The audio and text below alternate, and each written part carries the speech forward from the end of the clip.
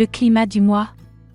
Psycho, le Taureau s'est emparé du zodiaque, 4 planètes naviguent dans ce signe de terre, 5 le jour de la nouvelle lune. Il ne faudra donc pas être pressé ce mois-ci et le mot-clé sera « profit ».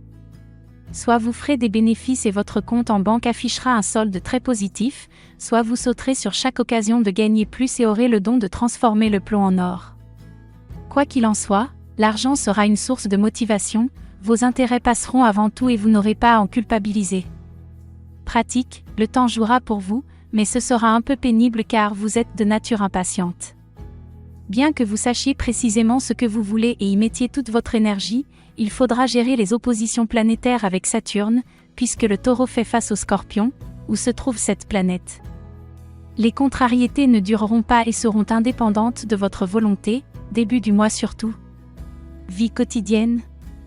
Travail, vous brillerez par votre force et votre résistance. Dur à la tâche, vous étonnerez votre entourage par votre opiniâtreté. Si un problème se présente, vous ne lâcherez pas l'affaire avant d'avoir trouvé la solution adéquate. En particulier du 1er au 15, vous serez souvent comme un bulldozer. À partir du 15, vous aurez plus de mal à vous concentrer sur une seule tâche et aurez même tendance à vous disperser, à faire plusieurs choses en même temps. Sans préjudice pour vous. Échanges, vos échanges tourneront fréquemment autour de l'argent et de son utilisation. Vous aurez probablement des interlocuteurs à convaincre de vous acheter ou de vous vendre quelque chose, et vous n'hésiterez pas à revenir à la charge s'il le faut, ce sera votre force. Après le 15, c'est surtout votre baratin qui marchera, vous ferez des paris parfois risqués et vous les gagnerez. Sentiments.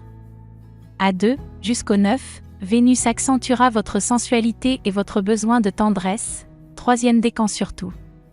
Vous serez plus en demande vis-à-vis de votre conjoint et il devrait être au diapason. Mais vous risquez aussi d'être un peu plus jaloux que d'habitude. Après le 9, c'est la complicité intellectuelle qui vous rapprochera de lui. Vous vous intéresserez de près à l'actualité et la commenterez parfois avec passion. Si vous avez des enfants adolescents, la communication passera mieux. Célibataire, à partir du 9, vous pourriez vous intéresser de plus près à une personne qui gravite dans votre entourage, ou être séduit par quelqu'un de plus jeune. Cela dit, vous aurez surtout envie de vous amuser et de ne pas vous prendre la tête.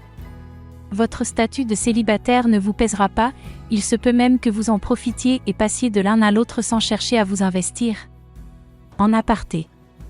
Pluton et Uranus seront pile en dissonance ce mois-ci et si vous êtes né autour du 1er avril, vous y serez particulièrement sensible.